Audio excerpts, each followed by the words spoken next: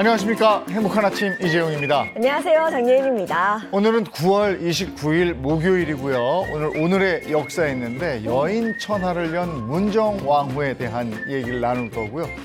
혹시 만화 고바우 영감 기억하십니까? 이 고바우 영감에 얽힌 얘기 함께 나누도록 하겠습니다. 요리가 또 있죠? 네. 오늘은 요즘 고물가 때문에 다들 힘드시잖아요. 10,000원 한 장으로 아주 푸짐하게 한 상 차리는 비법을 나누도록 하겠습니다. 네, 정말 기대되는데요. 그에 앞서서 오늘 날씨부터 확인해 보도록 하겠습니다. 박소연 기상캐스터 안녕하세요. 안녕하세요. 박소연입니다. 오늘은 9월 29일이죠. 세계 심장의 날인데요. 전 세계적으로 심장 건강에 대한 중요성을 알리는 날이라고 합니다.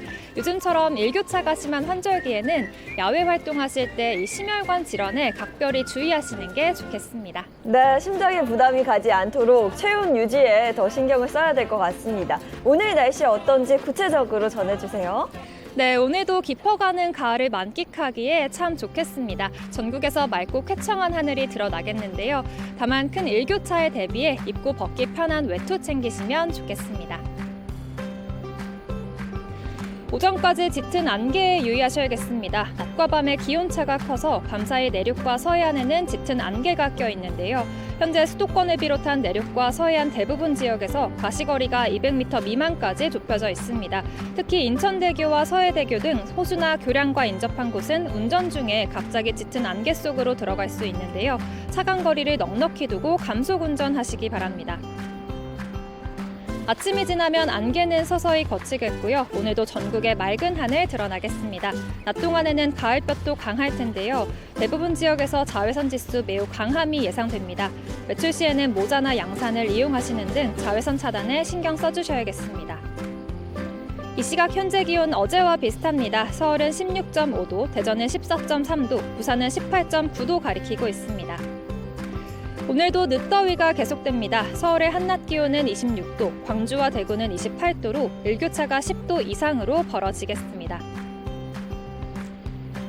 당분간 나들이 하기 좋은 날씨가 계속될 텐데요. 짧은 시간이라도 산책하시면서 이 선선한 바람과 가을 하늘을 만끽하시면 좋겠습니다. 지금까지 날씨 전해드렸습니다.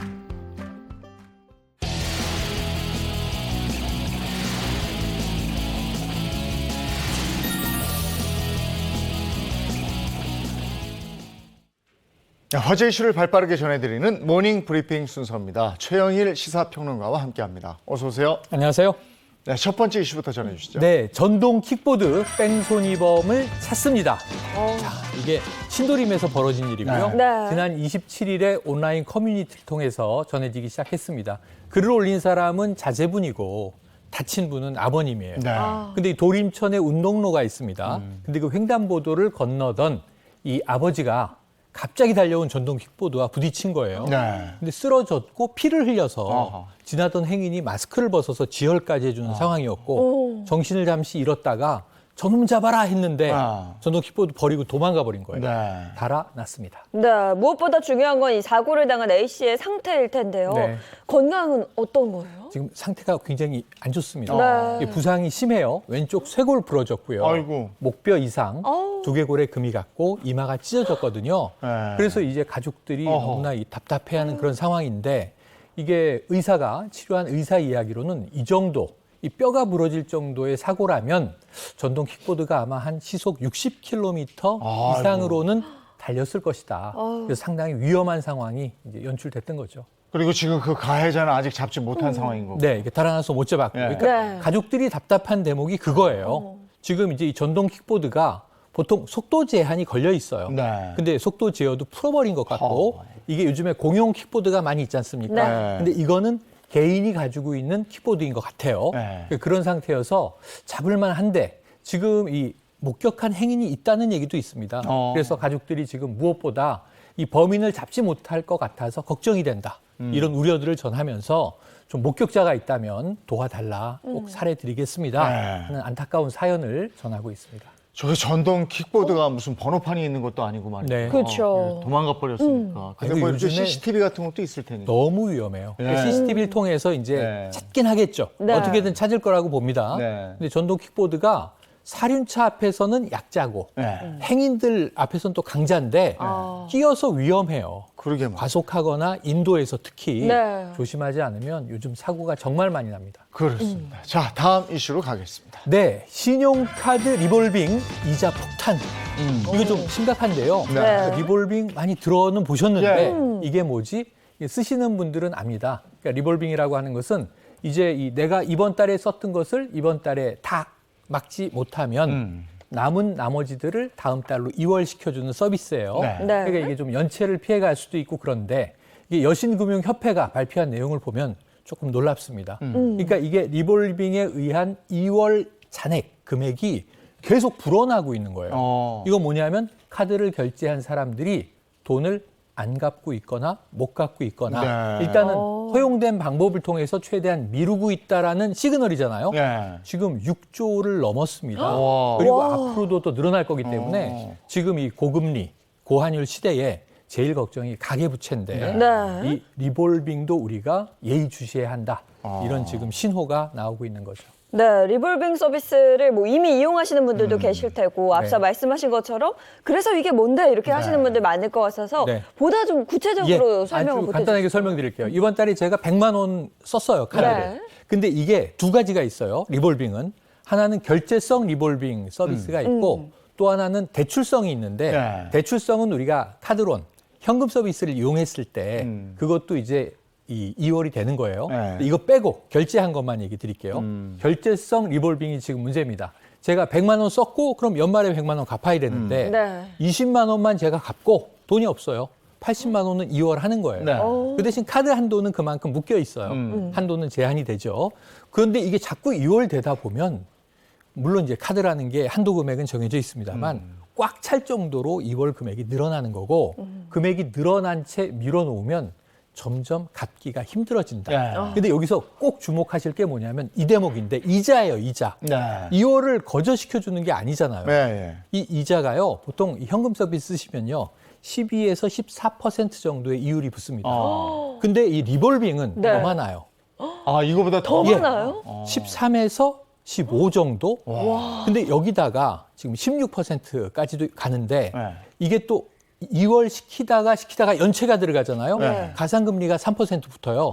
그럼 법정 최고 이자율이 최고금리인데? 지금 20%인데 네. 딱 20% 됩니다. 그러니까 가장 비싼 이자를 내고 네. 나는 조금만 내고 목돈을 좀 미뤄서 좋다 하실 수 있지만 이게 나중에는 이자까지 따지면요, 연리 20%를 막아야 된다. 꼭 생각하셔야 됩니다. 네. 근데 이게 리볼빙 서비스라는 게 이제 연체가 되고 이러면 기록에 남으면 네. 신용 등급에 영향을 미치고 예, 그러니까 그게 2월 되고 이러는 그렇죠. 이점은 있는데 맞습니다. 야, 이자가 20%까지. 이거 만만치 예, 않겠는데요? 그러니까 오. 리볼빙을 내가 본의 아니게 지름신이 내려서 네. 이번 달 지난달에 좀 많이 썼다 카드를 요걸 내가 한 두세 달 내에 꼭 막는다 생각하고 네. 쓰셔야죠.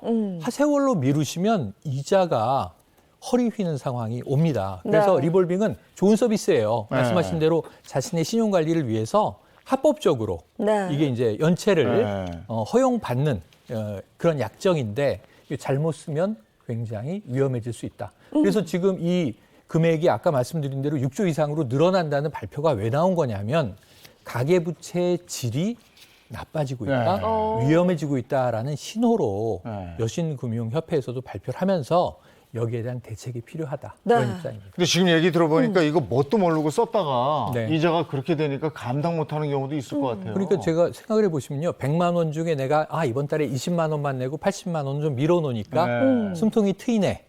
그 20%가 나중에 이사로 그 혹이 이자가- 붙는다니까요. 그렇죠. 그럼 이거는 사실은 아니하면 못한 일이 됩니다. 네. 그래서 리볼빙 뭐 이제 어떤 때는 의미 있는 서비스인데 네. 단기적으로 쓰는 거지 이걸 하세월 밀어서 될 일은 아니다.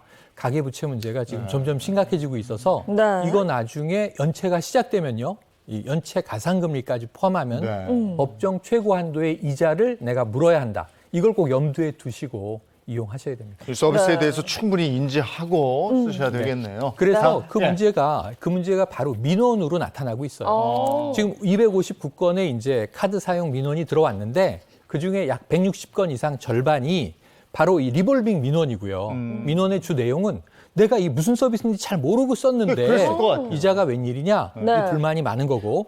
그러면 혹시 이게 불완전 판매한 거 아니냐? 그러니까 내용을 설명하지 않고 그냥 쓰도록 유도한 건 아니냐? 그런 부분들은 앞으로 대책을 가지고 조금 보완하겠다는 입장입니다. 예, 네. 알겠습니다. 다음 이슈 가겠습니다. 네. 자, 박민영 배우죠? 네. 박민영 씨. 수상한 재력가와 비밀 열애. 자, 비밀 열애가 아니에요. 디 매체가 보도를 해버리는 그렇죠. 바람에 어. 우리가 흔히 열애설 이렇게 네. 이제 연예 매체에 많이 나게 되는데 이제는 비밀 열애는 아닙니다.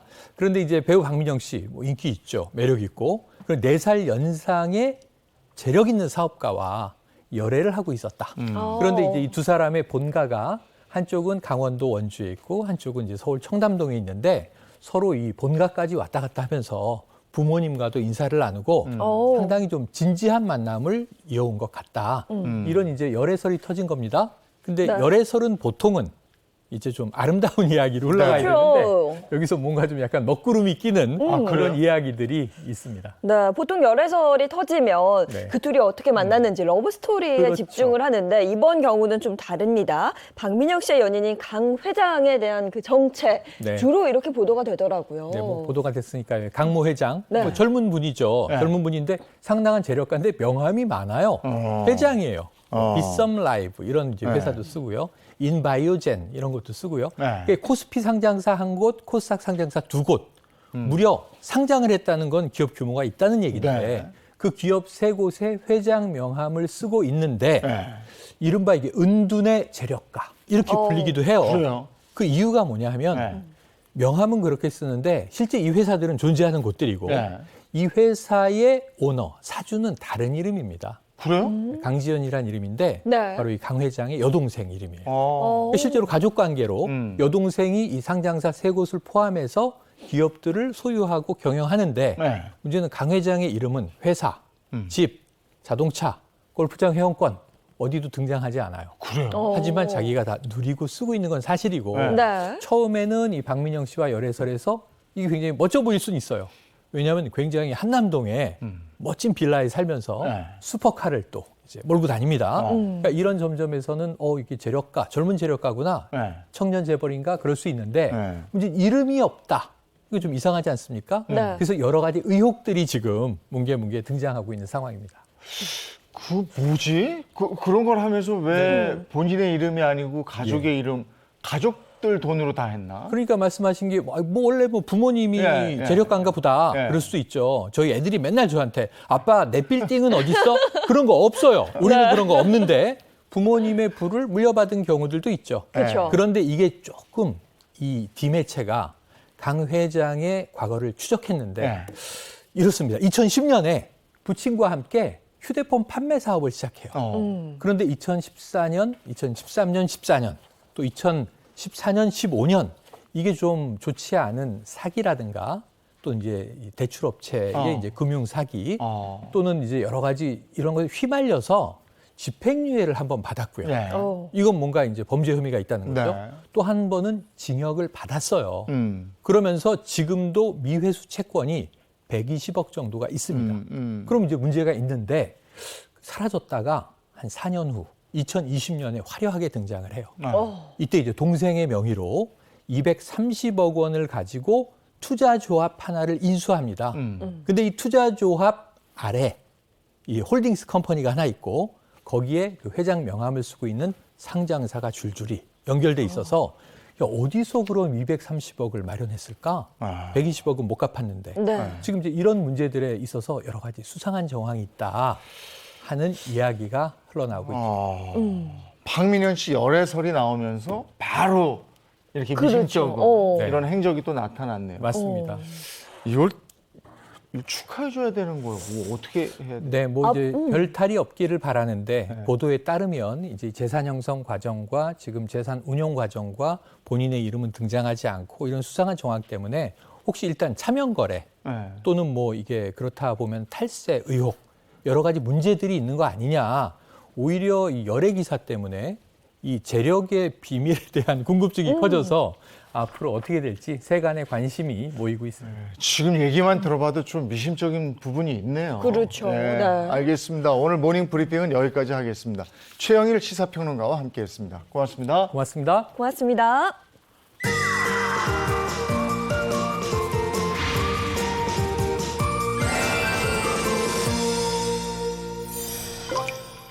지난 8월 정부는 국민 주거 안정 실현 방안을 발표했는데요. 향후 5년간 270만 호 주택을 공급하겠다는 청사진이 담겨 있습니다. 3기 신도시는 뭐 지금 한창 진행이 되고 있는 우리 정부 주택 공급을 가장 먼저 만나볼 수 있는 대표적인 국책 사업이죠. 오늘 자세하게 좀 들여다보도록 하겠습니다. 3기 신도시에 대해서 알려주실 한국토지주택공사 최준엽 부장 함께하겠습니다. 어서 오십시오. 안녕하세요. 한국토지주택공사의 최준엽입니다. 네, 반갑습니다. 한국토지주택공사에서 어떤 일을 하고 계신 거예요? 저희는 지자체, 지방 공기업과 함께 공공사업자로서 신도시 개발을 추진하고 있습니다. 저희 부서는 이러한 신도시를 전체 사업을 총괄하고 있는 부서입니다. 신도시 그러면 우리가 느끼는 이미지가 넓은 도로 그리고 쾌적한 공원, 삶의 질이 높은 공간 뭐 이렇게 네, 그쵸. 얘기를 하는데 새로 생기는 도시는 그럼 다 신도시 이렇게 얘기하면 되는 겁니까? 면적이 일단 330만 제곱미터, 흔히 말하는 평으로 100만 평입니다. 100만 평 이상이고 네. 국가 차원에서 계획을 수립해서 추진하는 도시를 신도시라고 정의하고 있습니다. 네. 그러면 1, 2기 신도시와 3기 신도시 어떻게 다른 건지도 궁금한데요. 1, 2기 신도시하고 3기 신도시는 일단 시기적으로 다르고요.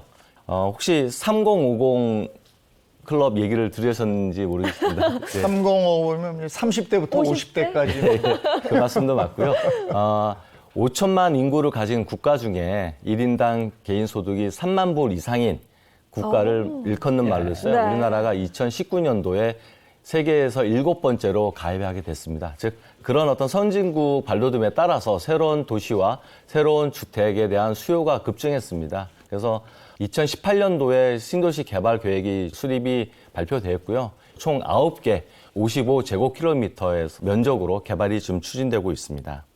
3기 신도시는 1, 2기 신도시에 비해서 어떤 특징을 가지고 있는지 이 부분이 또 궁금하네요. 3기 신도시는 4가지 개발 방향과 전략을 가지고 있습니다. 첫 번째가 서울까지 30분 내 출퇴근 가능한 도시. 두 번째가 젊은 부부가 아이 키우기 좋은 친환경 도시. 세 번째가 일자리가 풍부한 자적 도시. 네 번째가 지자체와 지역 주민과 함께하는 상생 도시. 이 4가지를 개발 방향 및 전략으로 가지고 있고요. 또 하나 최근에는 과학 첨단 기술이 어떤 시대지 않습니까? 거기에 걸맞게 AI 기술, IoT 기술이 접목된 스마트 도시로서 개발을 추진하고 있습니다. 예를 들어서 이제 대중교통 운영 체계, 그다음에 뉴딜 교육 혁신 체계, 물류 배송, 그다음에 환경 친화, 기후 변화 혁신 등을 전략으로서 스마트 시티가 개발되겠습니다. 그리고 혹시 들어보셨는지 모르겠지만 드론 택시라고 UAM. 날아다니는 거. 네, 맞습니다. UAM과 무인 자동차 등이 실제 3기 신도시에는 상용화될 것으로 보고 있습니다. 와. 그만큼 3기 신도시 주민분들은 스마트 인프라 구축에 의해서 보다 나은 편하고 안전한 도시에서 생활할 수 있을 것이라고 보고 있습니다. 아무래도 3기 신도시가 이제 서울을 중심으로 한다면 이렇게 네. 주변부에 배치돼 있기 때문에 근데 서울 쪽으로 수도권으로 출퇴근하는 분들을 위해서는 여러 가지로 이제 장치가 필요할 텐데 왜냐하면 멀어서 출근하기 힘들다 이런 분들도 있거든요. 예, 맞습니다. 그래서 아무래도 기존에 서울에서 많이 이제 근무를 하고 일자리가 많다 보니까 그런 어떤 욕구나 편리성이 좀 필요하기 때문에요. 저희가 30분 내에 출퇴근 가능한 도시를 첫 번째 전략으로 삼고 있고요. 이를 위해서 주변의 도시와 연결할 수 있는 광역교통 개선 대책을 수립하게 되었습니다. 네, 그 교통 개선 대책은 늦어지면 안 될 것 같아요. 입주민의 입장에서는 입주되기 전에 딱 공사가 마무리되는 게 가장 좋잖아요. 과거 1, 2기 신도시 할 때 그런 문제가 많이 대두돼서 교통 불편에 대한 민원이 상당히 많았습니다. 그래서 3기 신도시 때는 처음부터 지자체, 국토교통부, 그다음에 사업시행자가 모여서 광역교통 개선 대책을 수립을 해서 확정 짓고 사업을 추진하게 되었습니다. 그래서 철도와 도로 등에 약 8조 원의 사업비가 투입될 예정이고요. 이 중에 이제 철도 사업이라든지 한강 교량 같은 경우는 절대적인 그 기간이 필요합니다. 네. 이 부분은 이제 사업 조정이 어떤 기간이 필요하겠지만 나머지 부분은 입주 시기에 불편이 없도록 사업 추진하고요. 그리고 입주 초기에는 약간 좀 다소 어려움이 있을 수 있기 때문에 그런 부분을 불편을 해소하고 그다음에 대중교통의 부담을 줄이기 위한 다양한 방안을 좀 강구 중에 있습니다. 그럼 교통 안전을 위한 대책도 있을 텐데 어떤 것들이 있나요? 예, 맞습니다. 지금 서울 시내도 마찬가지지만 안전속도 5030을 적용하고 있고요. 자전거라든지 퍼스널 모빌리티 같은 거, 그다음에 녹색 보행 교통 체계 등 이런 부분들을 광역교통 개선 대책과 함께 같이 그 도시 내의 교통 네트워크로 구축해서 안전한 보행자 우선의 어떤 정책을 좀 추진하고 있습니다. 네, 조금 더 구체적으로 한번 지역별로 들어가 볼까요? 지구별로 한번 알아보도록 하겠습니다. 세부 계획 내용인데 우선 서울의 북동쪽 남양주에 있는 신도시부터 한번 설명을 들어볼까요? 예. 우선 남양주 왕숙 이지구는 서울 강동, 하남, 남양주를 연결하는 광역철도가 관통합니다. 또 GTX-B가 정차하고 경의 중앙선까지 교차하는 트리플 역세권이 만들어지는 지구입니다. 그리고 지구의 별내선 연장선도 계획되어 있고요. 철도 중심의 대중교통망이 매우 우수한 지역이 되겠습니다. 그리고 도로도 서울 방면 접근성을 대폭 강화하기 위하여 북부 간선도로 확장, 한강 교량 신설 등을 계획하고 있습니다.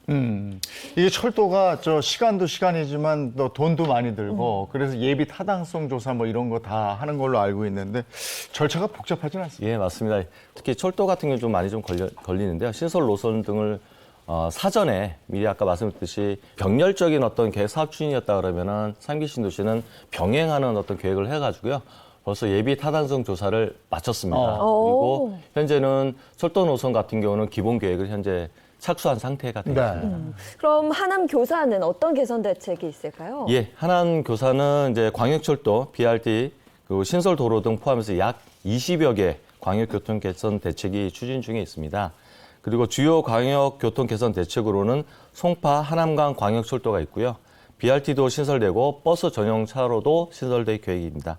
그리고 서하남로 확장, 동남로 연결도로 신설 등 도로도 확충되고요.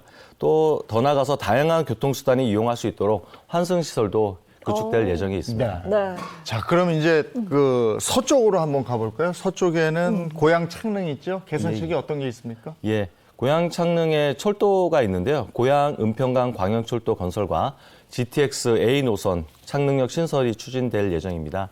그리고 도로 사업으로는 중앙로, 제2 자유로 연결로 신설과 수색교 및 강변북로 확장이 설계가 진행 중에 있습니다. 네. 그럼 인천 계양과 부천 대장은 어떨지도 궁금한데요. 그 인천 계양 부천 대장은 SBRT, 그러니까 슈퍼 BRT라고 해서 지하철 수준의 속도, 정시성을 갖춘 고급형 BRT가 계획하고 있습니다. 이 SBRT를 통해서 주변에 5호선, 7호선, 9호선, 그리고 공항철도, GTX-B 등으로 원활한 연결이 계획되도록 하고 있습니다. 앞선 신도시에는 뭐 GTX라든지 광역철도가 있는데 인천, 계양, 부천, 대장 그 내부에는 철도가 없는 겁니까? 광역교통 개선 대책을 계획 수립한 이후에 네. 작년에 이제 4차 국가철도망 계획이 수립이 되었습니다. 인천 계양과 부천 대장에서는 이용이 가능할 것으로 예상되는 대장 홍대선 그리고 서부권 광역철도 가칭 GTX-D 노선이죠. 이런 부분들이 포함되어 있어서요. 이와 이 연계해서 광역교통 대책과 철도망 계획이 함께 연계되도록 현재 그 계획을 수립 중에 있습니다. 네, 3기 신도시는 그러니까 3기 신도시의 광역교통은 철도가 중심이다. 이런 오. 설명이신 것 같은데 네. 아마 많은 분들이 이제 들어보시고 저기 쾌적하게 내 직장으로 빠르게 갈 수 있구나 이런 생각을 하시면서 나에게도 기회가 있을까? 나도 3기 신도시에 살 수가 있을까? 이렇게 생각하는 분들도 많이 계실 거예요. 예, 맞습니다. 시세보다 저렴한 공공 분양과 많은 물량의 그 임대 주택이 공급됨에 따라서 더 많은 기회가 제공될 수 있을 것으로 보고 있고요. 또한 신혼부부, 생애 최초 노부모 부양 가족 특공 등이 공급되기 때문에 많은 기회가 있을 수 있습니다. 그리고 더불어서 이번 이제 발표된 국민 주거 안정 실현 방안의 청년 원가 주택과 역세권 첫집이 있지 않습니까? 이 부분도 지금 청년층과 사회 새로 시작하는 분들한테 많은 주택 공급이 계획되고 있습니다. 이 3기 신도시를 희망하시는 분들 같은 경우는 좀 빨리 분양을 받거나 빨리 입주하고 싶은 생각이 있으실 텐데요. 언제까지 기다려야 되는 걸까요? 예, 본 청약 제도에 앞서 먼저 공급을 해서 어떤 심리적 불안을 해소하기 위해서 상청약 제도를 도입을 했습니다. 2026년부터 순차적으로 인천 계양을 필두로 해서 순차적으로 입주가 가능할 것으로 예상하고 있습니다. 신도시는 아무래도 기존 도시와 달리 새로운 도시지 않습니까? 네. 그러다 보니까 도시 활성화가 약간 좀 덜 돼 있고 그런 부분을 극복하기 위해서 저희가 역세권을 중심으로 복합 개발을 계획하고 있습니다. 신도시에서 보다 더 많은 어떤 생활의 안정을 찾을 수 있도록 그렇게 계획을 하고 있습니다. 네, 지금까지 3기 신도시에 대해서 한국토지주택공사 최준엽 부장과 얘기 나눠봤습니다. 고맙습니다. 고맙습니다.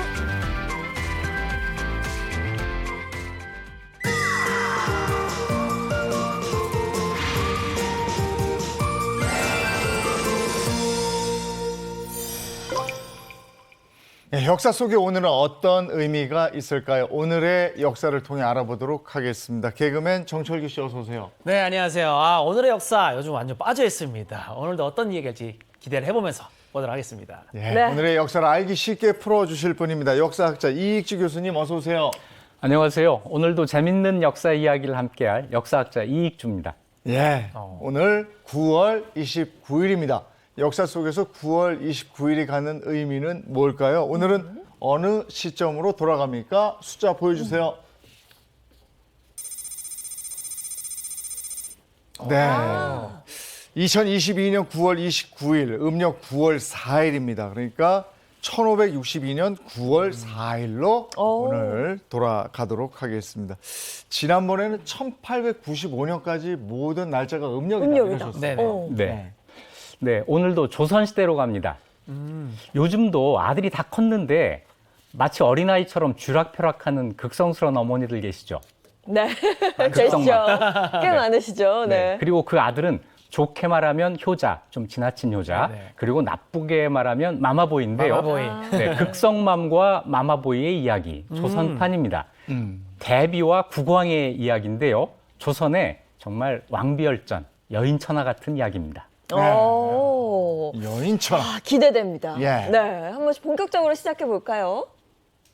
네, 옮겨진 중종의 능, 그 속에 숨겨진 권력 다툼. 재밌겠다.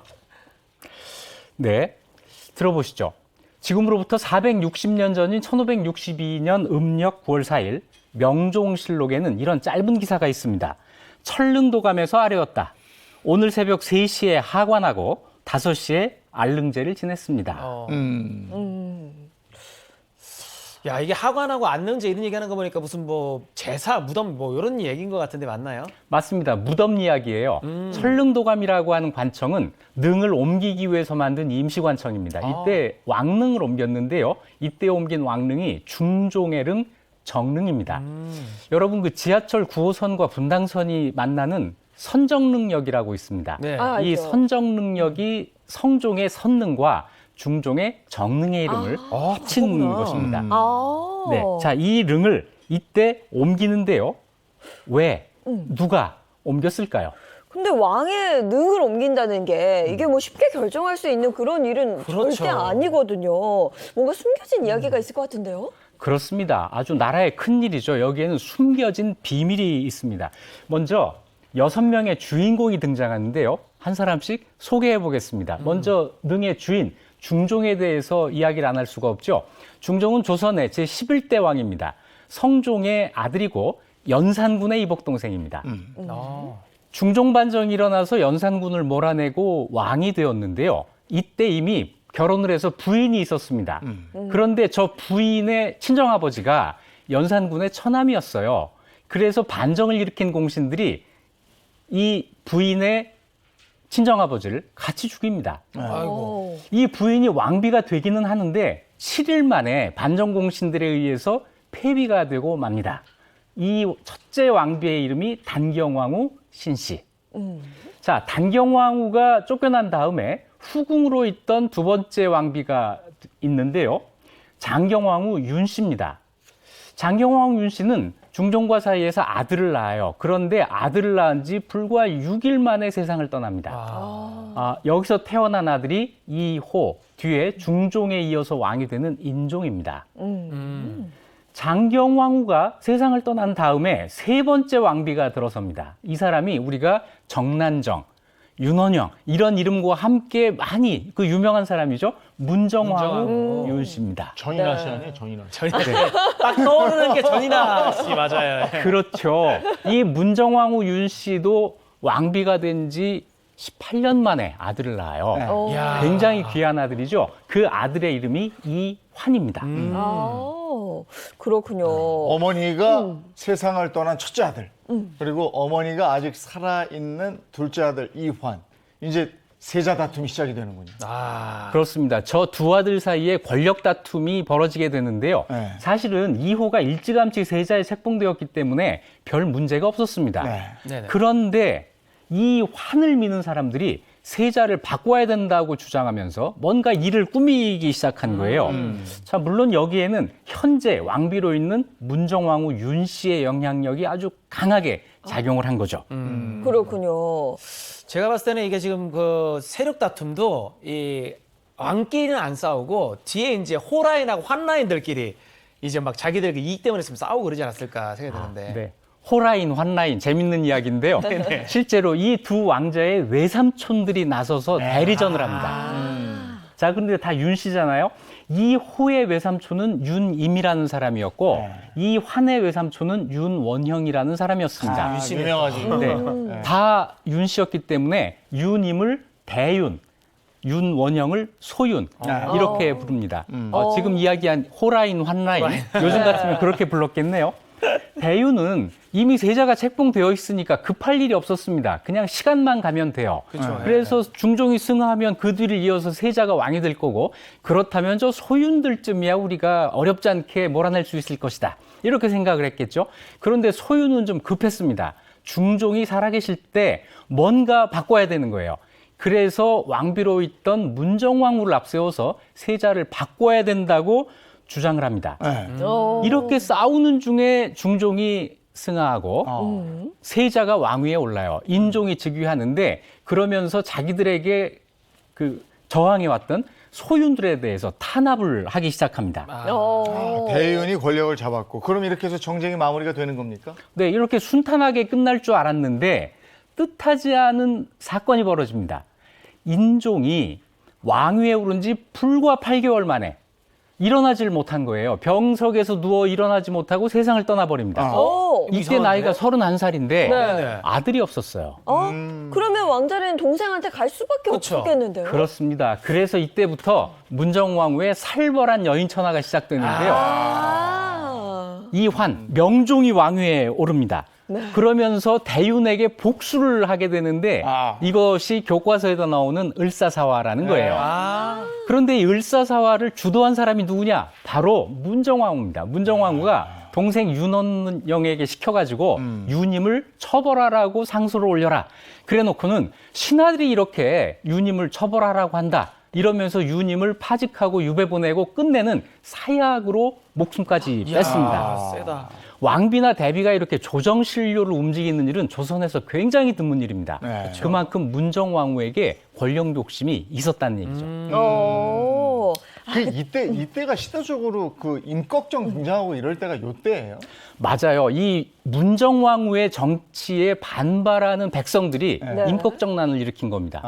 게다가 문정왕후는 신하들한테도 인기가 없었어요. 성리학 사회에서 여성의 정치 참여가 기본적으로 부정적으로 보이는 데다가 불교 신자라서 불교를 지원했거든요. 네네. 이것이 또 성리학자들의 심기를 건드립니다. 그래서 아주 인기가 없는 왕이었어요. 그런데 그런 왕비가 어린 왕을 앞에 내세워서 무려 20년 동안이나 권력을 부립니다. 네. 이게 문제가 되는 거죠. 네. 이럴 때 이제 중종의 능까지 이전하고 그렇죠. 그렇게 되는 거예요. 네, 원래 중종의 릉은 두 번째 부인 장경왕후 윤 씨가 묻혀 있던 희릉 옆에 있었습니다. 이것을 문정왕후가 옮긴 거예요. 옮기는 이유가 뭐냐면 풍수지리가 좋지 않다라는 건데 왜 지금도 무슨 일이 안 풀리면 조상 묘를 잘못 썼다 예. 이렇게 생각하는 사람들 있잖아요. 네. 꼭 그런 얘기였습니다. 조정 신료들이 불만을 가지고 있고 백성들은 밀란을 일으키고 그러니까 뭔가 국면 전환을 한 거죠. 그래서 중종의 릉을 지금 자리 강남구 삼성동에 있는 정릉으로 옮기고 나중에 자기가 죽으면 그 옆에 묻히려고 했던 겁니다. 이거 뭐 약간 좀 집착이 좀 있는 거 아닙니까? 이 정도면은. 네, 그런데 정치적인 계산을 한 거죠. 아, 정치적 계산. 네, 내가 그 옆에 묻혀서 내가 이 중종의 정통성을 이어받으면서 권력을 장악하겠다 이런 이야기를 하는 건데요. 정릉을 옮기고 3년 뒤에 문정왕후가 세상을 떠납니다. 그러면 본인 뜻대로 중종 옆에 묻혔나요? 네, 아쉽게도 그게 안 돼요. 지금 있는 그 정릉 자리가 지대가 낮아서 장마철만 되면 침수가 됐거든요. 몇 자리 침수되면 안 되죠. 네, 그래서 신하들이 의논을 합니다. 거기는 안 되겠고, 그래서 새로 자리를 잡은 것이 지금 육군사관학교 가는 길에 있는 태릉입니다. 자, 아들 명종은 어머니의 소원은 못 들어드렸지만은 이 능을 굉장히 화려하게 만들어서 조선의 왕비릉 가운데 가장 큰 능이 만들어집니다. 그렇군요. 새 왕비를 두고 중종은 홀로 외롭게 됐네요. 네, 혼자 외로워진 것뿐 아니라 임진왜란 때 이 릉이 도구를 당해요. 그런 아이고. 일까지 벌어집니다. 네. 자, 그런데 정릉 얘기를 하다 보니까 우리 동네에 있는 정릉은 그게 아닌데라고 생각하시는 분 계실 것 같아요. 성북구 정릉동에도 정릉이 있습니다. 같은 이름이지만 한자가 달라요. 그 릉은 태조의 둘째 왕비 신덕왕후 강씨의 릉입니다. 자, 오늘 저 왕릉 이야기를 하다 보니까 이 좋은 가을 날씨에 왕릉 한번 가보시면 어떻겠습니까? 주변에 사찰도 좋고 문화유산을 한번 찾아가 보자 이런 생각을 한번 해보심직하지 않으세요? 네. 오늘 그것도 알았어요. 아, 임꺽정의 배경이 요때구나. 네. 중종 요때, 네. 문정왕후 요때였구나. 이걸 알았고. 자, 이번에 9월 29일 다음 역사로 갈 텐데 어디로 갈까요?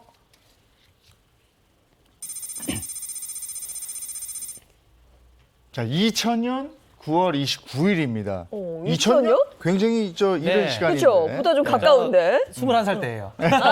네. 네, 460년 전 얘기하다가 20년 전으로 오니까 예. 굉장히 가까워지죠? 네. 여러분, 이 캐릭터가 누군지 아세요? 아, 저는 알죠. 고바오 영감 아닙니까? 저도 알아요. 이게 딱 이 고바오 영감하고 제가 그 광수 생각을 동시에 교차하던 그 시절이거든요. 네. 어. 네, 세대에 따라서 아주 익숙한 분들이 계실 텐데요. 네. 2000년 오늘이 바로 고바우 영감이 14,139회를 끝으로 마지막 인사를 고한 날입니다. 와, 아니 14,139회면 대체 몇 년도부터 시작을 한 거예요?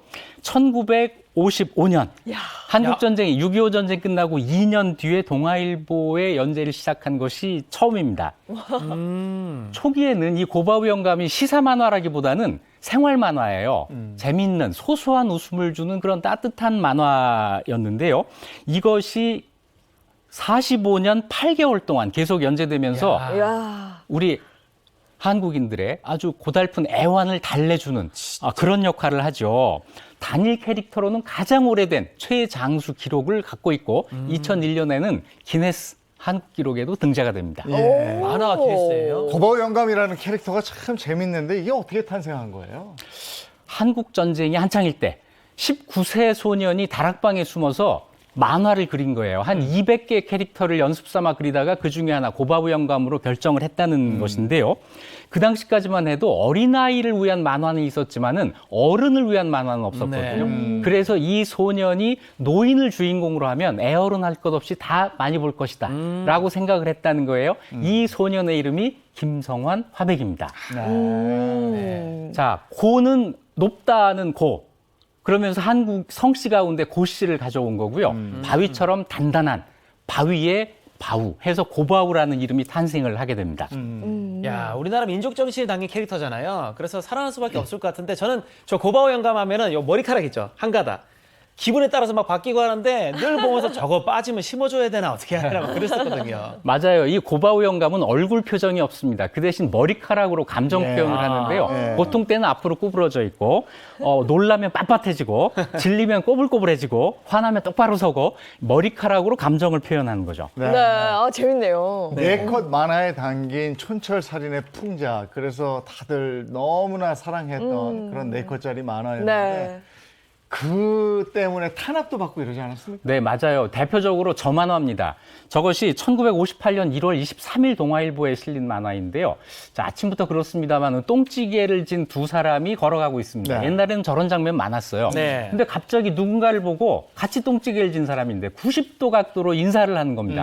지나간 다음에 저분이 누구신가 물으니 경무대에서 똥을 치는 분이요라고 한다는 거예요. 그 정도라는 거죠. 네, 이승만 대통령이 네. 사시던 곳이잖아요. 네. 똥을 치는 사람도 경무대 주변에 있으면 네. 권력을 누린다. 이거를 그 풍자한 건데 그걸 풍자했네요. 네, 이것 때문에 경찰서에 불려가고 네, 경범죄 처벌을 받습니다. 벌금도 내요. 네, 아니 이렇게 탄압도 많이 받았지만 딱 그 내 것으로 국민들의 가려운 것을 시원하게 잘했어요. 긁어줘서 네. 그래서 참 많은 사랑을 받았던 것 같습니다. 그러면 궁금한 게 9월 29일 과거의 고바우 속 오늘은 어떤 일이 있었어요? 네, 1957년 9월 29일 걸 한번 가져와 봤는데요.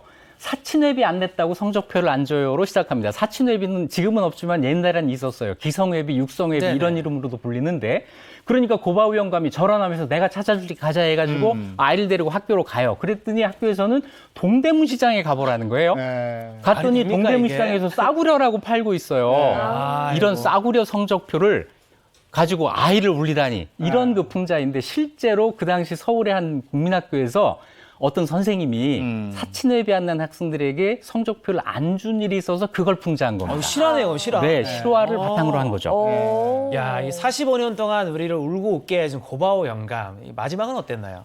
네, 마지막 회입니다.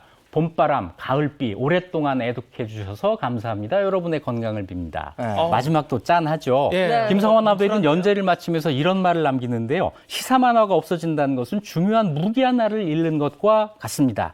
만화를 그리는 게 제 직업이니 만화를 통해 서민들의 가려운 곳을 긁어주는 게 제 역할이라고 생각했습니다. 그동안 얼마나 많은 사람들의 가려움을 긁어줬겠습니까? 김성환 아백은 그 이후 2019년 9월 8일에 세상을 떠납니다. 그래서 비록 고바우 영감은 다시 돌아오지 못하지만 이 만화는 영원히 기억될 것입니다. 그러네요. 저 네. 네컷짜리 만화로 정말 그 시대를 담는 네. 대단했어요. 정말. 네. 네. 자, 오늘 고바우 영감까지 한번 얘기를 나눠봤습니다. 9월 29일 역사 속에 오늘은 이런 일이 있었습니다. 오늘 말씀 이익주 역사학자와 함께했습니다. 고맙습니다. 감사합니다. 고맙습니다.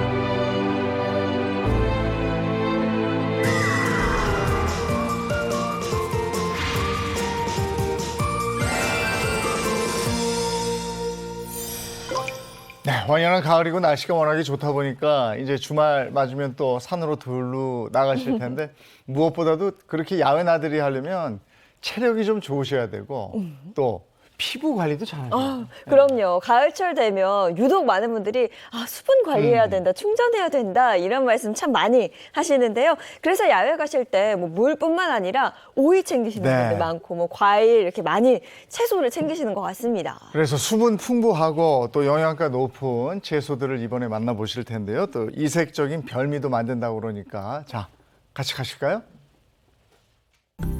성큼 다가온 계절 가을. 하늘이 오색빛으로 물드는 이맘때면 저마다 나들이 가기 바빠지는데요. 하지만 이런 야외 활동에 꼭 신경 써야 할 건강법이 있습니다. 바로 체력 저하와 하는 갈증을 막아줄 수분 보충. 그런데 이 수분 보충을 채소로도 할 수 있다고요? 수분 함량이 높은 채소 중에서도 유난히 돋보이는 건 오이와 가지. 가을철 수분 충전을 도와줄 오이와 가지의 색다른 변신을 지금 공개합니다. 가을철 건강법을 알려줄 주부를 만나기 위해 찾은 이곳. 우아한 동작의 이 사람, 건강을 위해 매일 필라테스와 요가를 한다는데요. 그런데 운동만큼이나 그녀가 특별히 챙기는 음식이 있다고요? 네, 안녕하세요. 가을철 건강밥상을 알려줄 김가희 주부입니다. 가을철 건강법을 배우러 왔어요. 제가 건강관리에 관심이 많아 관리하다 보니 어리다는 말을 많이 들어요. 실례지만 몇 살이세요? 저 올해 36살이에요. 부모가 건강을 챙기는 비법이 있나요? 네, 제가 이번에 알려드릴게요. 절 따라오세요. 화창한 계절, 나이를 잊은 동안의 소유자. 김가희 주부가 자주 찾는 산길입니다. 아침 운동 외에도 틈틈이 등산과 산책을 한다는 주부. 어느새 그녀의 단골 계곡까지 다다랐는데요. 아, 목마르다. 운동 후 갈증이 나는 그녀가 꺼낸 것은 오이? 가벼운 갈증엔 오이로 수분을 보충한다고요? 맞아요?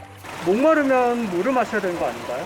네, 물도 마시기는 하는데 저는 영양 보충 겸 오이랑 가지를 좀 챙겨와 봤어요. 오이 말고 가지도요? 보통 오이만 먹지 않나요? 네, 그러시기는 하는데 저는 가지를 살짝 데쳐서 먹으면 수분 보충에 좋아서 자주 챙겨 먹고 있어요. 가지를 데치면 수분 함량이 높아져 오이만큼 갈증 해소에 도움이 된다고 하죠. 영양까지 챙긴 일석이조 식단. 가장 큰 장점은 둘 다 수분 함량이 매우 높다는 건데요. 가지는 93%, 오이는 95% 이상의 수분으로 이루어져 있어서 운동 후에 드시면 그냥 물보다도 갈증 해소에 더 도움이 되고 섬유질도 풍부해서 다이어트 하시는 분들이 변비로 고생하실 때 매우 좋습니다. 영양과 다이어트, 수분까지 챙기는 오이와 가지 식단. 그렇다면 평소 보양 채소로 불리는 오이와 가지에는 어떤 성분이 들어있는 걸까요? 오이 속에 초록빛을 띠는 클로로필 성분은 중금속과 같은 유해물질을 몸 밖으로 배출하는 효과가 있고요. 또한 오이에 풍부한 칼륨이 혈압을 낮춰주고 비타민 C는 피부 건강과 피로 해소에 도움을 줍니다. 보랏빛 가지에 풍부한 안토시아닌은 활성산소를 제거해서 노화를 예방하고 혈액순환을 촉진합니다. 또한 가지의 폴리페놀과 알칼로이드 성분은 발암물질을 제거해주고 암세포의 증식을 억제한다고 알려져 있습니다. 집에서도 계속되는 건강식. 오이랑 가지를 평소에도 자주 드세요? 네, 텃밭에서 오이랑 가지도 키워서 먹고 있고요. 가지랑 오이가 여러 음식의 활용도가 높아서 자주 길러 먹고 챙겨 먹고 있어요. 이든이도 오이랑 가지 좋지? 네, 좋아요. 주부만의 오이 손질 팁은요? 굵은 소금을 활용해서 씻어준 후 물로 헹궈주면 오이 특유의 쓴맛을 없애줄 수 있어요. 어린 아들은 매콤한 김치 대신 오이 피클을 즐겨 먹습니다. 힘 조심하고. 자신이 먹을 음식을 직접 만드는 재미까지 쏠쏠한 오이 피클 요리. 재밌어요. 오이를 가족들이 먹기 좋게 썰고 피클물은 물 3컵에 식초 1컵, 설탕 1컵을 넣고 스파클링씨 1스푼, 굵은 소금 1스푼을 넣고 팔팔 끓여주시면 돼요. 이때 뜨거운 피클물을 부어줍니다. 하루 숙성 후에 다음날 드시면 바로 아삭한 피클을 드실 수 있어요. 이든이가 가지 먹고 싶은 만큼 넣어볼까? 이번엔 말린 가지를 활용한 가지밥인데요. 여름철 수확한 가지를 잘 말려 쌀과 함께 일반 밥하듯 안치면 됩니다. 거기에 달짝지근한 양념장까지 더하면 그야말로 금성첨화. 오이와 가지를 함께 먹으면 좋은 점도 있습니다. 오이와 가지는 서로 다른 색깔 채소로 대표적인 영양 성분이 다른데요. 그래서 같이 먹을 때 다양한 영양소를 좀 더 쉽게 섭취할 수 있는 것이죠. 이번엔 김가희 주부만의 이색적인 요리 레시피. 가지를 먼저 이렇게 얇게 썰어주시고 수분을 날릴 수 있도록 살짝 구워주실게요. 구운 가지를 팬에 먼저 빵처럼 놓아주시고요. 토마토 소스를 얇게 펴서 발라주시면 돼요. 그리고 모짜렐라 치즈까지 층층이 올려 구워줍니다. 이 요리의 장점은 뭐요? 가지의 경우는 수분감이 많아서 요리를 하다 보면 죽처럼 묽혀질 때가 많아요. 고기 좋은 게 맛있다고 아이를 위해서 가지를 오븐에 요리를 하는 편이에요. 영양소도 살릴 수 있고 더 편안하게 요리할 수 있답니다. 영양 듬뿍 아이들 입맛 맞춘 가지라자냐. 이번엔 오이를 활용한 샌드위치 차례입니다. 먼저 빵을 노릇하게 구워준 뒤 크림치즈나 그릭 요거트를 바르고 얇게 썬 오이를 올려줍니다. 그 뒤 삶은 달걀과 함께 소금과 후추 한 꼬집으로 마무리해주면 깔끔하고 아삭한 맛이 일품인 크림치즈 오이 샌드위치 완성! 오이의 대변신이죠. 맛있는 맘마피어 건강식, 가족들이 빠질 수 없겠죠. 이든아, 밥 먹어. 오이와 가지만으로 차려진 식사, 평소 김가희 주부 가족이 즐기는 수분 충전 보양 밥상입니다. 이든이 오이 좋아하니까. 이든이는 평소 즐겨 먹는 오이 피클부터 선적. 맛있어. 아빠는 오늘 오이 샌드위치에 처음 도전해보는데요. 이색적인 요리지만 가족들의 입맛에 한성맞춤인 것 같네요. 제가 가지를 잘 먹지 않는 편인데도 되게 가지를 잘 먹게 만드는 그런 음식인 것 같아요. 피크닉이야. 새콤달콤 해요. 너무 좋죠. 특히 아이가 이렇게 잘 먹어줄 때는 정말 뿌듯함이 드는 것 같아요. 앞으로도 오이랑 가지 요리 많이 만드실 건가요? 네, 그럼요. 저는 계속 텃밭에서 가지랑 오이를 키워 먹을 거기 때문에 항상 가지랑 오이를 활용한 요리를 계속 아이와 남편에게 만들어줄 예정입니다. 오이와 가지 먹고 건강하세요. 밝은 미소가 돋보였던 김가희 주부의 가족. 이들이 즐긴 시원하고 아삭한 오이와 가지처럼 올가을도 건강하고 상쾌한 날들 되시길 바랄게요.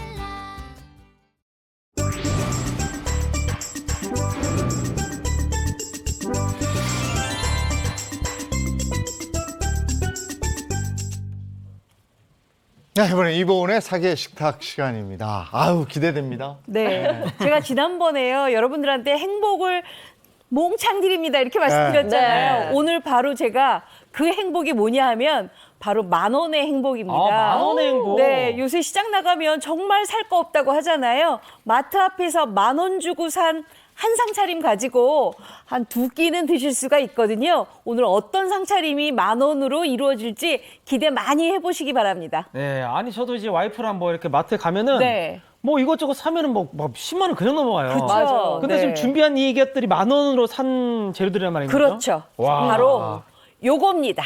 어머. 나오죠? 제가 당근 1개, 느타리 버섯 2팩, 애호박 1개, 깻잎 1봉, 순두부 2봉 이렇게 해서 딱 9,910원 주고 10,000원을 조금 남겼습니다. 네. 90원 남겼습니다. 90원 남았어, 90원. 네. 이거 약간 홈쇼핑 같은데요, 지금. 아, 그래요? 제가 오늘 요 네네. 10,000원의 행복을 가지고요. 당근 버섯 솥밥하고요. 네. 순두부 애호박 찌개에다가 남은 거 가지고 내가 부침개 하나까지도 이야. 만들어드릴 예정입니다. 10,000원에 이게 다 나온다고요? 네. 와. 아, 너무 기대 많이 하셔도 궁금해요. 좋습니다. 네. 그럼 뭐부터 만들까요? 일단 그러면 당근 솥밥부터 먼저 네. 만들어 볼까요?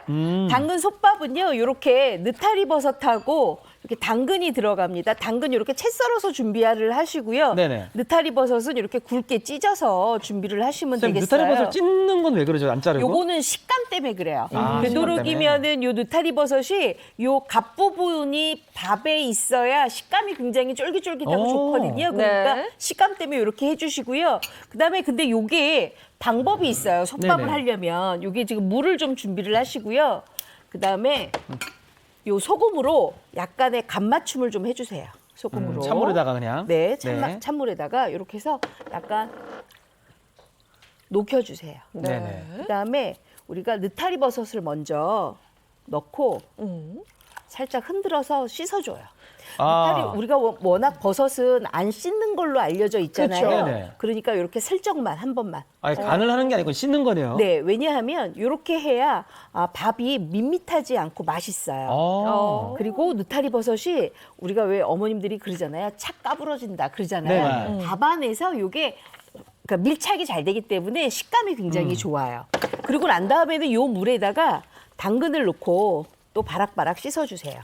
왜 이렇게 하냐면 당근이 워낙 이게 색감 좋고 단맛 많이 날 때는 또 네네. 묻어나거든요. 네네. 그러니까 느타리 버섯을 하고 난 후에 그 다음에 당근을 이렇게 씻어서 놓으시면 되겠어요. 아, 순서를 바꾸지 말고 버섯을 먼저 씻는 거네요. 그렇죠. 네. 근데 우리 저기 철규 씨는 네네. 버섯 좋아하세요? 저 굉장히 좋아합니다. 그래요? 네네. 그러면 느타리 버섯만 넣을까요? 다른 버섯 넣어도 맛있을 것 다른 같아요. 버섯 뭐 다른 버섯 써도 상관이 없나요? 아, 그럼요. 상관없죠. 제가 옆에서 지금 밥을 좀 하기 때문에 뜸을 좀 드릴게요. 네네. 네. 왜 상관이 없냐면 생표고버섯이 3장에 2,000원 하더라고요. 그거 구입하셔도 되고요, 3개. 네네. 네. 아니면 요새 새송이 버섯 있잖아요. 네네. 그거 작은 사이즈 봉지가 또 있어요. 그게 또 2,000원 하더라고요. 오, 그래서 싸네요. 네. 구입하셔도 괜찮습니다. 자, 이렇게 다 준비가 됐으면 이제 요거 밥이에요. 네네. 쌀이에요. 요 쌀도 깨끗하게 씻은 다음에 찬물에 담가서 30분, 체에 받쳐서 30분을 해주시는데 그냥 이렇게 놓으시면 안 돼요. 요새 안 그래도 조금 온도가 좀 있으니까 네네. 꼭 젖은 면보를 가지고 이렇게 좀 덮어서 쌀 알갱이가 부서지지 않도록 금이 가지 않도록 해주셔야 밥맛이 좋아요. 네네. 자, 그러면 밥을 좀 안쳐볼까요? 일단 가마솥을 준비를 하고요. 네. 가마솥에다가 요 불린 쌀 이렇게 넣습니다. 그리고 요때 우리가 뭘 하냐 하면 바로 밥물을 먼저 맞춰요. 네네. 왜 밥물을 먼저 맞추냐면 만약에 요 느타리 버섯하고 양파가 당근이 들어간 후에 밥물을 맞추면 이게 밥물이 이게 잘 맞춰졌나 잘 몰라요. 그러니까 꼭 밥물을 먼저 맞추고 나서 나중에 재료를 넣으면 되는데 이렇게 가마솥뿐만 아니라 전기밥솥도 가능해요. 그대로 하시면 돼요. 네. 전기밥솥도. 상관이 없고 이거 다시마 우린물이죠? 네, 다시마 우린물 하면은 왜 좋은지 아세요? 뭐 밥의 깊이? 감칠맛이 올라와요. 그래서 밥알이 굉장히 달달하죠. 이렇게 해서 쌀 표면과 물 표면이 약간 1cm가 되도록 맞춘 다음에 여기에다가 우리 아까 느타리 버섯 해놨잖아요. 소금물에 네네. 요거 올리고 와, 진짜 듬뿍 넣으시네요. 완전 많이 넣어요. 가을밥이라. 들어가요? 네. 가을밥. 그리고 당근도 이렇게 넣어주세요. 이야. 아니, 보기도 너무 예뻐요. 네. 예, 그리고 난 다음에는 얘를 그냥 놓지 마시고요. 쌀 알갱이가 이렇게 골고루 섞이도록 이렇게 버무려 주세요. 이래야지 우리가 밥 풀 때 이게 골고루 다 잘 익어요. 자, 이렇게 됐으니까 우리가 밥물 잡기가 힘든 거예요. 그러니까 먼저 그러네요. 잡아놔요. 네네네. 자, 그랬으면 이렇게 올리고 나서 이제야 여기에 특급 비법이 하나 들어갑니다. 특급 비법. 네. 네. 그냥 이렇게 올려도 괜찮아요. 근데 여기 더 맛있게 하려면 여기에 필요해요. 이게 뭐냐면 바로 들기름. 들기름입니다. 들기름을 위에다가 이렇게 끼얹어 주세요. 정말 맛있겠는데. 들기름이 들어가야 들기름이 들어가면은 밥도 약간 고소할 것 같고. 밥알이 굉장히 고소할 뿐만 아니라 밥 알갱이마다 윤기가 나죠. 요거 이렇게 해서 이제부터 밥을 짓습니다. 선생님, 이거 들기름 말고 참기름 쓰면 혹시 안 되나요? 참기름은요 향이 네네. 좀 진해가지고 사실 당근하고 느타리 버섯에서 나는 그 오묘한 그 버섯 향이 없어져요. 그러니까 되도록이면 옅은 향을 주면서도 고소하고 맛있는 들기름 쓰시는 게 가장 좋습니다. 네. 자, 이제 10,000원 중에서 지금 한 5,000원어치 제가 했어요. 5,000원 썼어요. 5,000원어치 좀 쓸 거예요. 네. 순두부 준비를 하시면 되겠어요. 네. 순두부를 지금 물기를 좀 빼고 있는 것 같은데요? 네, 요거 요렇게 물기 빼서 준비를 하시는데요. 네네. 순두부 보통 이렇게 비닐에도 이렇게 쌓여져 있잖아요. 네네네. 그거를 반을 뚝 잘라서 도마에 올린 다음에 1cm씩 잘라서 이렇게 채반에 받쳐주세요. 그러면 밑에 뭐가 생기느냐? 이렇게 물이 생기죠. 네. 이 물이 바로 간수예요. 요걸 빼고 난 다음에 순두부찌개 또는 순두부 양념에 각종 뚝배기 국을 끓여도 되는데 네네. 요게 만약에 안 하잖아요. 그러면 순두부가 굉장히 잘 부서져요. 그렇기 부서지는 때문에 것 때문에. 순두부찌개 할 때는 꼭 요렇게 채반에 받쳐서 간수 조금 빼주세요. 네. 이 간수 빼줄 동안 우리는 뭐 하느냐? 바로 밥 양념을 할 거예요. 왜냐하면 우리가 제가 아까 깻잎 한 봉 샀다고 그랬잖아요. 네네. 깻잎 산 중에 한 5장만 빼주세요. 그리고 요거를 요렇게 잘라요. 왜냐하면 우리 양념장 없이 그냥 밥 먹으라 그래도 괜찮지만 네네. 저거는 이제 당근하고 느타리 버섯이니까 양념장이 있는 게 좋거든요. 그래서 요렇게 깻잎을 썰어서. 썰어요. 지금 순두부도 으깨놨네요. 네, 순두부를 제가 으깨놨는데 그 이유는 뭐냐 하면 순두부랑 같이 깻잎 넣고 밥을 비벼 먹잖아요. 네네. 그러면 짠맛이 없어요. 그래서 순두부를 손으로 이렇게 으깨 놓으세요. 네네. 집어넣고 이따가 파도 좀 파 넣고 넣고. 그다음에 마늘도 마늘 좀 다진 넣고 거.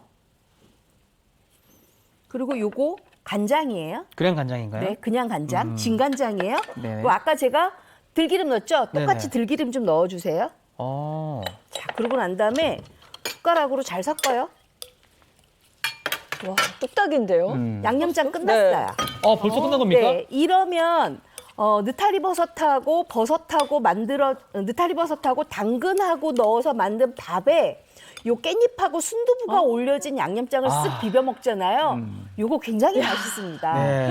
이건 뭐 간단하네요. 뭐 따로 볶을 필요 없이. 그렇죠. 네. 볶을 필요도 없고 어차피 순두부는 그거 그 튜브에서 다 만들어진 거니까 네네. 생으로도 먹잖아요. 네. 그래서 그렇죠. 준비하시면 될 것 같아요. 양념장. 자, 그랬으면 순두부가 지금 이렇게 물기 다 빠졌으니까 우리 한번 만들어 볼까요? 네네. 만드는 거 굉장히 쉽습니다. 이 옆에 보시면 냄비에다가 네네. 이쪽에 있는 걸 좀 다 갖고 올게요. 네. 네. 일단 제가 아까 애호박도 하나 샀잖아요. 애호박 하나 썰어서 한 반 개 썰어서 정도 들어가고. 이렇게 냄비에 넣고요. 그다음에 양파도 썰어서 양파는 뭐 집에 다 있으니까 채 썰어서 넣으시면 되고요. 그다음에 요거 마늘이에요. 마늘 좀 넣고. 마늘 다진 거. 네. 그다음에 들기름을 넣고 들기름 거기 또 들어가나요? 네, 네. 느타리 버섯 좀 주실래요? 여기 있습니다. 네, 느타리 버섯 찢어놓은 거 넣고 선생님 지금 불 켜고 계신 거예요? 아니면 그냥 안 켜지 켰어요, 않은? 아직? 아직 안 켠 상태고. 이제부터 킬 거예요. 재료를 다 넣고 그 다음에 이제 네. 냄비 불을 켜시면 됩니다. 오. 그리고 밥물은 조금 더 줄여서 뜸을 좀 드릴 거예요. 뜸 한 10분 정도 하면 되죠? 네, 요거를 이렇게 볶으세요. 먼저. 이렇게 볶으면 훨씬 더 느타리 버섯하고 애호박이 달큰하게 잘 익거든요. 어디에 볶냐면 제가 아까 들기름. 여기다 들기름 넣었잖아요. 네네. 들기름에다 이렇게 볶아주세요. 저거 다 익으면 그대로 먹어도 맛있을 것 같은데요. 아이, 맛있죠. 그렇죠. 이거 그냥 볶아만 먹어도 맛있는데 여기에다가 뭘 넣냐면 이제 간장을 약간 넣고요. 네네. 그다음에 고기 쌀뜨물 좀 주시겠어요? 네. 우리 또 이본 선생님 트레이드 마크. 네. 네네. 왜냐하면 멸치나 이런 거 안 하시고 그냥 버섯의 향을 그대로 하면 되니까 쌀뜨물로 이렇게 끓여주세요. 자, 넣고 끓이는데 가라앉는 그냥 거구나. 끓이지 마시고요. 이제부터 고추장 양념을 풀어요. 네. 지금 찬바람이 살 이렇게 부를 때는 이렇게 고추장찌개가 달큰하게 올라오면 훨씬 더 맛있어요. 맞아요. 그러겠네요. 그래서 고추장을 풀어요. 자, 예전에 저희는 고추장찌개를 아버지가 잘 끓였어요. 아버님이요? 등산을 좋아하셔서 산에 가면 옛날에 버너에다가 이렇게 그쵸, 호펠에다가 그렇죠, 막 옛날에는. 네. 네. 요리를 잘 하셨어요. 저희 아버지는 낚시를 좋아하셔서요. 거기서 매운탕에도 또잘 네. 끓이셨어요. 네. 자, 그다음에 고춧가루를 넣어주세요. 자, 이렇게 됐으면 요걸 이제 한 소끔 끓여요. 얼마 정도 끓이나요? 요거는요. 한 20분 정도만 20분 끓이면 정도? 되거든요. 제가 여기서 끓일 건데 요거를 이제 제가 옆에서 먼저 끓여놨어요. 네네. 이렇게 끓였어요. 고추장찌개 맛있겠죠? 야, 이제 우러나는 여기다 거 뭘 보세요. 넣냐면 순두부만 넣으면 돼요. 순두부. 물기 빼서 탱글탱글한 이 네, 순두부. 그 순두부를 이렇게 넣으세요. 이렇게. 짠. 그대로 우러났네. 진짜 맛있겠다. 와. 이렇게. 아. 이렇게 해야 이 순두부가 탱글탱글하면서 부서지지 않아서. 그러네요. 모양 그대로 유지하고 있네요. 네, 숟가락이 딱딱 올라가니까 이거 얼마나 맛있겠어요. 야. 자, 이렇게 끓여주세요. 요거면은 그냥 밥 한 공기 뚝딱일 것 같아요. 이건 한 다른 공기가 뭐, 아니라 한 공기. 여기에다가 그쵸, 더 대파만 먹겠다. 넣으세요. 다 됐어요. 요거. 이렇게 됐으면 이제 여러분들한테 제가 전달만 해드리면 돼요. 여기 다 끓여진 거예요. 보세요. 마지막에 넣고요. 순두부는. 야, 이 버섯의 요거? 국물 색깔 배인 거 보니까 네, 와. 써보시고요. 네네네. 요것도 이렇게 해서 요거요. 밥에다가 딱 올려서 순두부 딱 올려서 쓱쓱 비벼 잡수면 정말 맛있거든요. 네네. 고맙습니다. 와. 아이고 배달 왔습니다. 이거 먼저 한번 향을 먼저 맡아봐요. 어우, 좋아. 와. 제 차례입니까? 어? 네. 이거야, 바로 이거지. 와. 자, 그랬으면 밥이 어떻게 됐는지 궁금하시죠? 네. 밥이 어떻게 됐는지 자 보여드릴게요. 하나, 둘, 셋. 요 보세요. 밥 다 됐죠? 와.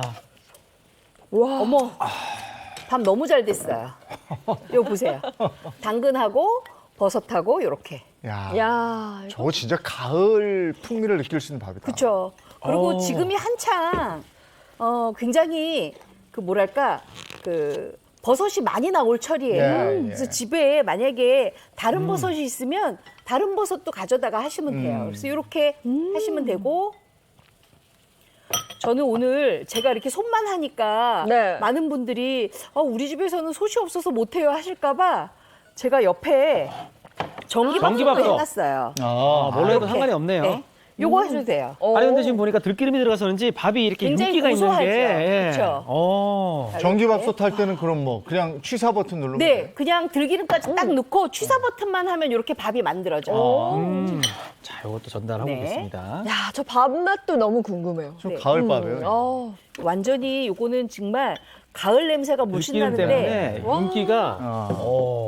아니, 밥이 보기만 해도 너무 촉촉하고 이쁘지 않아요? 향도 좋아요. 야, 네. 이거 그리고 진짜 보세요. 요게 보겠습니다. 아까 말씀처럼 들기름을 넣어서 그런지 네. 밥 아래 기름이 싹 도네. 그렇죠. 그렇죠. 네? 그 양념장은 앞에 순두부 양념장 있으니까 네. 직접 보시고요. 와. 그다음에 제가 또 깻잎하고 좀 남았길래 네. 요렇게 전을 부쳤어요. 애호박하고 당근하고 깻잎 넣고. 아, 맛있겠다. 이렇게 한 장씩만 전 부쳐도 이게 반찬이 만들어지잖아요. 그러면 찌개 끓이고 밥하고 그다음에 전 부치고 이러면 정말 완전히 10,000원의 밥상입니다. 그러네. 이게 10,000원으로 이게 가능해 했는데 가능하네요. 가능하죠. 그러니까 밥이 단맛이 이게 나오니까 그쵸. 반찬이 없어도 이게 네, 맛있을 것 같아요. 맞아요. 네네네. 밥 감칠맛이 진짜 장난이 아니에요. 네네. 와, 감칠맛 밥알도 나오죠? 너무 촉촉하고. 더 먹었어요. 예. 그리고 요거 양념장을 순두부로 만든 거 있잖아요. 네. 이것도 아이디어인데요. 네, 순두부로 만들기 때문에 굉장히 부드러우면서도 네. 그다음에 깻잎 향이 약간 나잖아요. 네. 네네. 그래서 마치 순두부 그냥 탕 끓인 것을 밥에다 비벼 먹는 듯한 그런 느낌이니까 네. 훨씬 더 그러네. 맛있게 드실 수가 있어요. 그리고 이 고추장 애호박찌개. 네. 이것도 달큰한 맛이 너무 그렇죠, 일품이에요. 너무 좋죠. 네. 크나니까. 달큰하면서 뭔가 쑥 이렇게 쑥 내려가는. 이게 요 맛의 조합이 네. 요게 중요하거든요. 네. 이게 약간 정말 그윽한 그 맛있는데. 느낌도 있는데요. 맞아요. 찌개가 그죠? 근데 고추장도 이거는 넣고. 고추장을 너무 넣으면 또 텁텁해져요. 맞아요. 그래서 딱 고추장 그 분량만큼씩만 드셔야 아주 맛있는 애호박 순두부 찌개를 드실 수가 있습니다. 이게 제일 어려운 게 적절함이거든. 그렇죠. 맞아요. 네. 그래서 집에서 해보라 그러면 이 맛이 안 나요. 자, 레시피 보겠습니다. 10,000원으로 만들어보는 푸짐한 밥상. 오늘의 메뉴는 당근 버섯 솥밥과 순두부 애호박찌개입니다. 당근은 곱게 채 썰고 느타리 버섯은 굵게 찢고요. 생수에 소금을 녹여 느타리 버섯을 헹궈 건져내고 당근은 주물러 씻어주세요. 깨끗하게 씻은 쌀은 물에 담가 30분, 체에 담아 30분을 불립니다. 이제 솥에 쌀을 안치고 다시마 우린 물을 붓고요. 당근과 느타리 버섯을 넣어서 잘 섞어주세요. 여기에 들기름을 뿌리고 뚜껑을 덮은 뒤 센 불로 밥을 짓습니다. 밥물이 끓어올랐다 잦아들면 약불로 줄이고 10분간 뜸을 들이고요. 순두부와 갖은 재료를 넣은 양념장까지 곁들이면 당근 버섯 솥밥 완성입니다. 순두부 애호박찌개도 만들어 볼까요? 순두부는 한 숟가락씩 떠서 채반에 놓아 수분을 빼주고요. 냄비에 들기름을 둘러 애호박과 느타리 버섯, 대파, 양파, 다진 마늘을 볶아줍니다. 여기에 쌀뜨물을 붓고 고춧가루, 고추장, 간장을 넣어 20분을 끓여주세요. 순두부를 넣고 끓이면서 소금으로 간을 해주면 순두부 애호박찌개도 완성됩니다. 10,000원으로 행복을 주는 오늘의 요리들 꼭 한번 도전해보세요. 네, 당근 버섯 솥밥, 순두부 애호박찌개 거기에다가 아우 저 밥 너무 맛있는데 저 부침개도 네. 재료가 다 들어가서 그 향이 기가 막힙니다. 아니 저게 전 몇만 원을 네. 드려도 저런 맛이 안 나던데 10,000원에 다 가능한 그렇죠, 거잖아요. 가능하죠. 예. 네. 다음 주는 뭐 해주실 거예요? 다음 주는 고기는 그럼 10,000원에 안 될까? 왜 안 돼요? 됩니다. 왜요? 다음에는요 고기 반찬으로 제가 10,000원의 행복을 전달해 드리겠습니다. 2탄입니까? 네, 2탄이죠. 오. 이 요즘처럼 이렇게 고물가 시대에 만 원의 항복 2탄 다음 주도 기대해 주시기 바랍니다. 고맙습니다. 고맙습니다. 고맙습니다. 요즘에는 봄, 가을이 짧잖아요. 네. 근데 정말 멋있는 계절이잖아요. 그럼요. 만끽하시기 바랍니다. 오늘 이런 가을 음식도 한번 해보시고. 네, 오늘 하루도 행복하게 보내시고요. 저희는 내일 아침 7시 30분에 돌아오겠습니다. 행복한 아침, 행복한 하루 되십시오. 고맙습니다. 고맙습니다.